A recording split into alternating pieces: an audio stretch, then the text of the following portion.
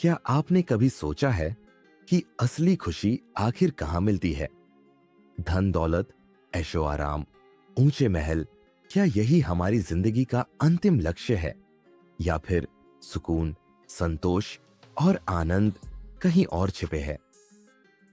आज की इस कहानी में हम आपको एक ऐसे साधु और सम्राट की कहानी सुनाने जा रहे हैं जो आपको जिंदगी को नए नजरिए से देखने पर मजबूर कर देगी। ये कहानी न केवल आपको गहराई से छुएगी बल्कि आपके भीतर कई सवालों को जन्म देगी। क्या हम वाकई सही तरीके से जी रहे हैं? लेकिन रुकिए, यह सिर्फ एक कहानी नहीं है, यह आपकी जिंदगी बदलने का एक सुनहरा अवसर है। यह वीडियो आपके दिल और दिमाग को छू जाएगी, इसलिए इसे अंत तक जरूर देखें, क्योंकि इसमें छिपे संदेश को जानना आपके लिए बेहद जरूरी है। क्या आपने कभी ऐसा महसूस किया है कि आप सब कुछ हासिल करने के बावजूद अंदर से अधूरे हैं? लाखों रुपए कमाने के बाद भी चैन नहीं आता, सफलता पाने के बाद भी कोई खालीपन महसूस होता है, कोई ना कोई चिंता आपको हर वक्त घेरे रहती है। अगर हां, तो आप अकेले नहीं हैं। यही समस्या हजारों लाखों लोगों की है और इसी का जवाब आज की इस कहानी में छुपा हुआ है। बहुत समय पहले एक और शक्तिशाली सम्राट था, सम्राट अशोक। कलिंग युद्ध के बाद जब उसने चारों ओर विनाश और दुख देखा तो वह भीतर से टूट गया। उसने अपने मन की शांति के लिए एक विद्वान साधु की शरण ली। साधु ने सम्राट को एक कटोरा दिया और कहा, राजन, इसे पास की नदी से पानी भरकर लाओ, लेकिन याद रखना, पानी गिरना नहीं चाहिए। सम्राट बहुत ध्यान से कटोरे में पानी भरकर लौटा। तब साधु ने कटोरा लेकर उसमें थोड़ा सा दूध मिला दिया और कहा, अब इसे दोबारा नदी में डालकर वही पानी लेकर आओ। सम्राट को यह कार्य असंभव लगा। उसने कहा, यह कैसे संभव है? दूध अब पानी में मिल चुका है, इसे अलग नहीं किया जा सकता। साधु मुस्कुराए और बोले, राजन, ठीक इसी तरह हमारे कर्म भी हमारे जीवन में मिल जाते हैं। जैसे यह दूध और पानी अलग नहीं हो सकते, वैसे ही हमारे अच्छे और बुरे कर्म हमें हमेशा प्रभावित करते हैं। लेकिन अगर हम अपने कर्मों को शुद्ध कर लें तो जीवन में सच्ची शांति और संतोष पा सकते हैं। अब जरा सोचिए, क्या हमने कभी अपने कर्मों पर ध्यान दिया है? क्या हम सही रास्ते पर चल रहे हैं? नीचे कमेंट करके हमें बताइए, क्योंकि हम चाहते हैं कि इस चैनल का हर दर्शक अपने मन की शांति पा सके। इस कहानी से हमें यह शिक्षा मिलती है कि हमारे कर्म ही हमारी पहचान बनाते हैं। जीवन में सही कर्म और सेवा का मार्ग अपनाने से ही हमें सच्ची खुशी और शांति मिल सकती है। दोस्तों, अगर यह कहानी आपको पसंद आई तो इसे लाइक करके हमें बताइए। अगर आपको ऐसी ही बुद्धिमानी और प्रेरणादायक कहानियां पसंद है तो इस चैनल को सब्सक्राइब करें, क्योंकि हम आपके लिए हर दिन ऐसी कहानियां लेकर आते हैं जो आपकी जिंदगी को एक नई दिशा दे सकती है।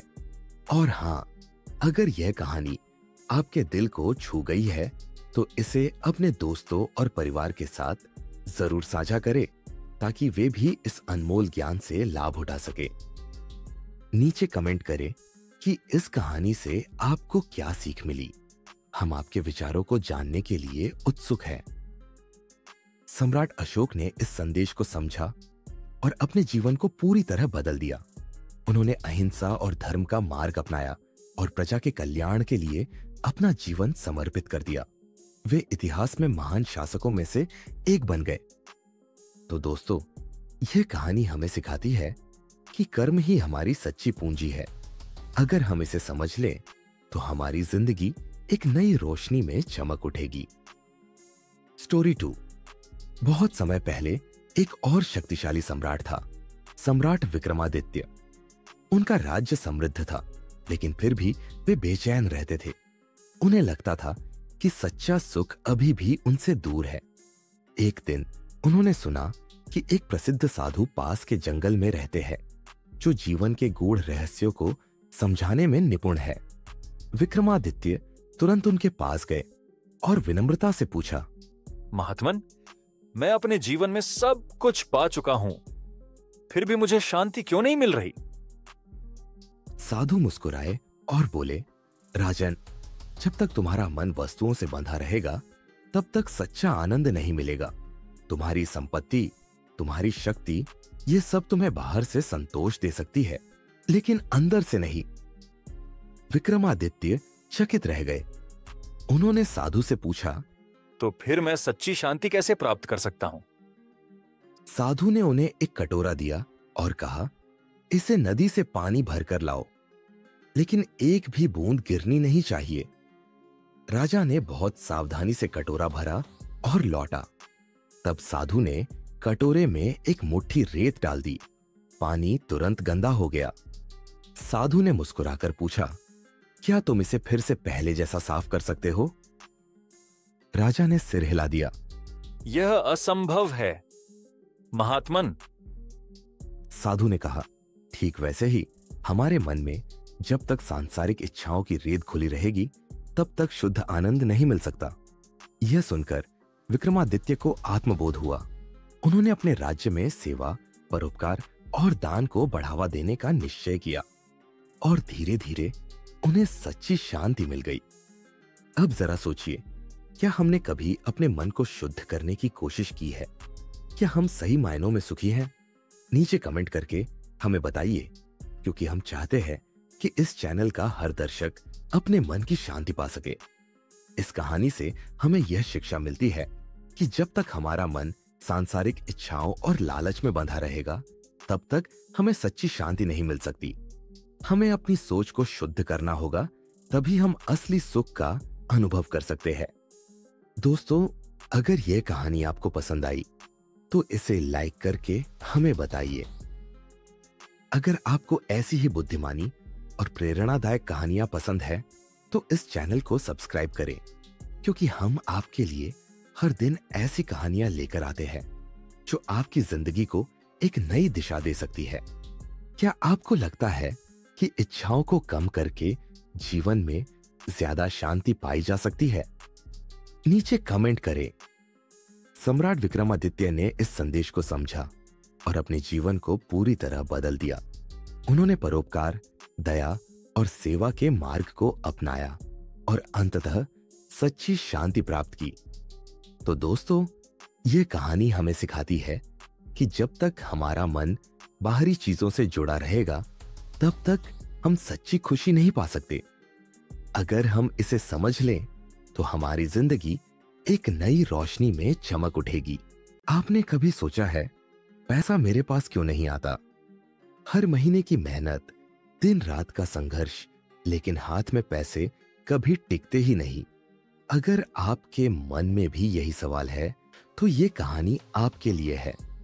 बुद्ध के समय में एक गरीब किसान रोज ये सोचकर परेशान रहता था कि भगवान ने मुझे इतना अभागा क्यों बनाया। एक दिन उसने अपनी शिकायत लेकर भगवान बुद्ध के पास जाने का फैसला किया।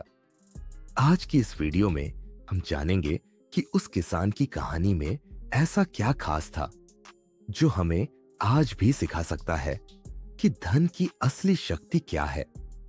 दोस्तों, पैसा कमाना आसान है अगर आप सही नियमों को समझें, लेकिन दिक्कत यह है कि हम धन को केवल मेहनत का फल समझते हैं, जबकि असल में यह हमारी सोच और कर्मों का परिणाम है। आज हम जानेंगे एक अद्भुत बौद्ध कहानी जो आपकी सोच को बदल देगी। पैसा कमाने के छुपे हुए नियम और उनका रहस्य, वो कदम जिन्हें आप आज से ही अपना सकते हैं। क्या आपने कभी ध्यान दिया है कि हम दूसरों की देखा देखी में अपने सपने भूल जाते हैं? आज इस वीडियो के अंत में आपको ऐसा महसूस होगा कि धन आपके जीवन में भी एक प्रवाह बन सकता है। आप तैयार हैं? तो चलिए शुरू करते हैं एक ऐसी यात्रा जो आपके सोचने का नजरिया बदल देगी। बौद्ध कथा, इसलिए तुम्हारे पास पैसा नहीं आता। एक बार भगवान बुद्ध एक छोटे से गांव में अपने शिष्यों के साथ यात्रा कर रहे थे। वहां एक गरीब किसान ने उनके पास आकर कहा, भगवान, मैं दिन रात मेहनत करता हूं, लेकिन मेरे पास कभी भी पैसा नहीं टिकता। मैं जितना कमाता हूं उससे भी मेरे खर्चे ज्यादा होते हैं। कृपया मुझे बताएं कि ऐसा क्यों हो रहा है। बुद्ध मुस्कुराए और बोले, मैं तुम्हारे सवाल का उत्तर दूंगा, लेकिन पहले मुझे एक काम करना होगा। फिर उन्होंने किसान से पूछा, तुम्हारे पास कोई चीज है जिसे तुम दूसरों को दे सकते हो? किसान ने हताश होकर कहा, भगवान, मैं इतना गरीब हूं कि मेरे पास देने को कुछ नहीं है। मेरे पास ना तो धन है, ना संपत्ति। मैं तो खुद मुश्किल से अपना गुजारा कर पाता हूं। बुद्ध ने उसकी बात ध्यान से सुनी और फिर पास ही खड़े अपने एक शिष्य को बुलाया। उन्होंने उस शिष्य को कहा, इस किसान को एक सोने का सिक्का दो। शिष्य ने तुरंत अपनी झोली से एक सोने का सिक्का निकालकर किसान को दे दिया।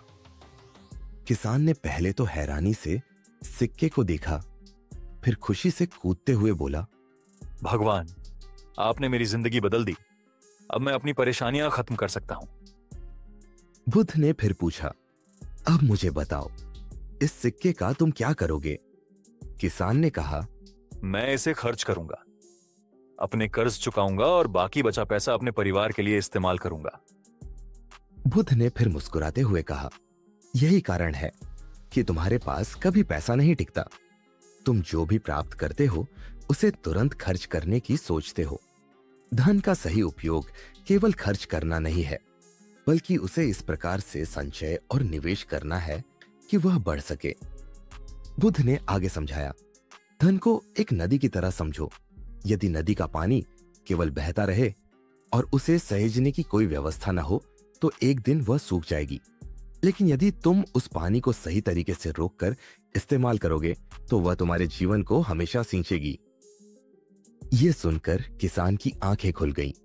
उसने वादा किया कि वह धन को संभालकर और बुद्धिमानी से उपयोग करना सीखेगा। नैतिक शिक्षा। धन संचय और निवेश की कला सीखे। पैसा कमाना महत्वपूर्ण है, लेकिन उसे सही तरीके से बचाना और निवेश करना उससे भी ज्यादा आवश्यक है। आदतों पर ध्यान दें। हमारी आदतें जैसे अनावश्यक खर्च हमें धन से दूर कर सकती है। बुद्धिमानी से खर्च करना और भविष्य की योजना बनाना जरूरी है। धैर्य और अनुशासन अपनाएं। धैर्य और अनुशासन से ही धन की स्थिरता पाई जा सकती है। धन एक साधन है, लक्ष्य नहीं। पैसा जीवन को बेहतर बनाने के लिए है, लेकिन इसे अपने जीवन का एकमात्र उद्देश्य न बनाएं। ये कहानी सिखाती है कि यदि हम धन को सही तरीके से समझकर उपयोग करें तो वह हमारे जीवन को बदल सकता है। धन तुम्हारी सोच और कर्मों का परिणाम है। इसे सही दिशा में प्रवाहित करो और यह हमेशा तुम्हारे पास रहेगा। आप इस कहानी से क्या सीखते हैं? कमेंट में हमें बताएं और चैनल को सब्सक्राइब करें। बौद्ध कथा। सही दिशा में प्रयास ही धन का आधार है। एक समय की बात है, एक युवक भगवान बुद्ध के पास आया और बोला, भगवान, मैं बहुत मेहनत करता हूं, लेकिन फिर भी मेरे जीवन में धन और समृद्धि नहीं आती। मैं खुद को दूसरों से कमतर महसूस करता हूं। कृपया मुझे बताइए, मेरे साथ ऐसा क्यों हो रहा है? बुद्ध ने युवक को ध्यान से देखा और कहा, तुम्हारे प्रश्न का उत्तर देने से पहले मैं तुम्हें एक काम सौंपता हूं। पास के जंगल में जाओ और वहां एक कीमती पत्थर खोज कर लाओ, लेकिन याद रखना, वह पत्थर केवल तभी कीमती होगा जब तुम उसे सही जगह पर इस्तेमाल करोगे। युवक ने बुद्ध की बात मान ली और जंगल में गया।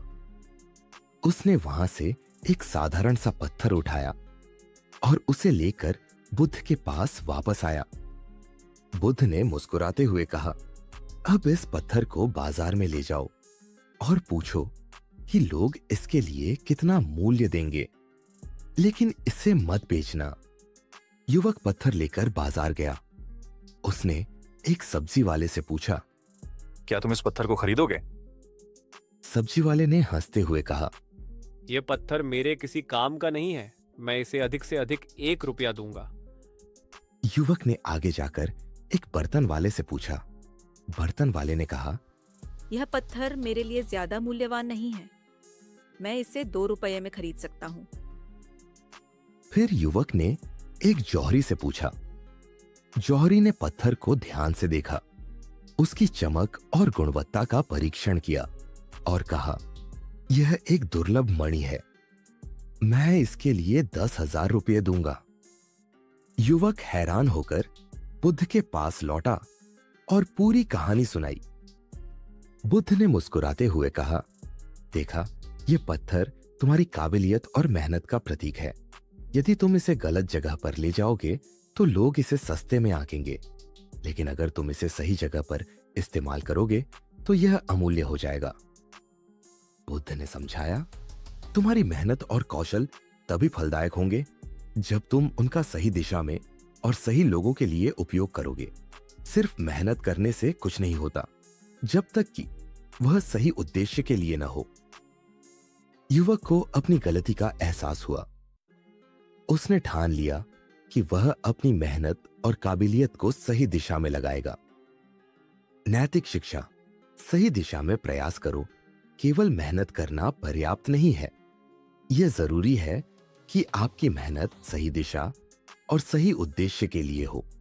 अपनी काबिलियत को पहचानो। आपकी प्रतिभा और कौशल अनमोल है, उन्हें व्यर्थ न गवाए, बल्कि उन्हें उस जगह इस्तेमाल करें जहां वे सबसे अधिक प्रभाव डाल सकते हैं। परिस्थितियों का मूल्यांकन करें। सही निर्णय और सही दिशा ही सफलता का मूल मंत्र है। सही वातावरण का चुनाव करें। आप जहां खुद को प्रस्तुत करते हैं वह आपके परिणामों को तय करता है। यह कहानी हमें सिखाती है कि हमारी मेहनत और काबिलियत तभी धन और समृद्धि लाती है जब हम उन्हें सही स्थान पर लगाते हैं। अपनी ऊर्जा को व्यर्थ न करें, सही दिशा में कदम बढ़ाएं और देखिए सफलता और धन कैसे आपकी ओर आकर्षित होते हैं। अब सोचिए, क्या आपकी मेहनत सही दिशा में जा रही है? हमें कमेंट में बताएं और इस चैनल को सब्सक्राइब करें